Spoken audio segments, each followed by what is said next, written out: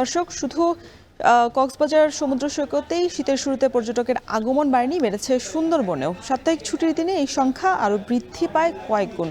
দূর দূরান্ত থেকে আসা পর্যটকদের ভিড়ে প্রায় সারা দিন জমজমাট থাকে মোংলার পিকনিক কর্নার ঘাটসহ সুন্দরবনের করমজল প্রাণী প্রজনন কেন্দ্র। এ বিষয়ে আরও বিস্তারিত জানাতে যুক্ত হচ্ছেন মাসুম বিল্লাহ।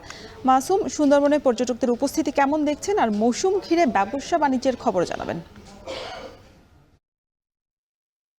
শীতের শুরুতেই কিন্তু সুন্দরবনে পর্যটকের সমাগম বেশ বাড়ে। সেই প্রভাবটা কিন্তু ছুটির দিনে শুক্রবারে কিন্তু আরো বেশি থাকে। আমরা সকাল থেকে কিন্তু এখানে এসে দেখেছি বেশ পর্যটকের সমাগম। আমি এখন যে জায়গাটা দাঁড়িয়ে আছি এটাকে মোংলা পিকনিক করার ঘাট এলাকা বলে। এখানে মূলত পর্যটকরা প্রথমে আসে, এখান থেকে তারপরে বোট যোগে কিন্তু সুন্দরবনের যে প্রাণীর প্রজনন কেন্দ্র আছে, যে পর্যটন স্পটটি আছে, যেটি দিনে দিনে ঘুরে আসা যায় বলে দর্শনার্থীদের কাছে বেশ জনপ্রিয়, সেখানে আসলে মানুষ ঘুরতে যায়।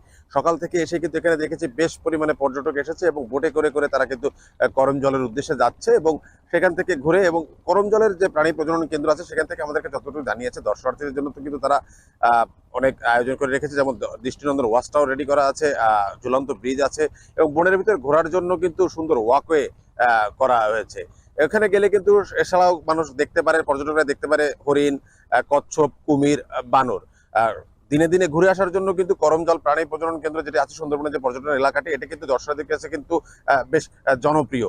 এখান থেকে করে যেতে প্রায় 30 থেকে 40 মিনিট সময় লাগে এবং পরে জনপ্রিয়।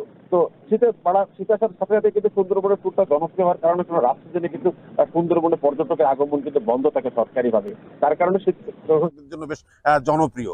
তো শীত আসার সাথে সাথে কিন্তু সুন্দরবনের ট্যুরটা জনপ্রিয় হওয়ার কারণে কোনো রাফ সিজনে কিন্তু সুন্দরবনে পর্যটকের আগমন কিন্তু বন্ধ থাকে সরকারিভাবে।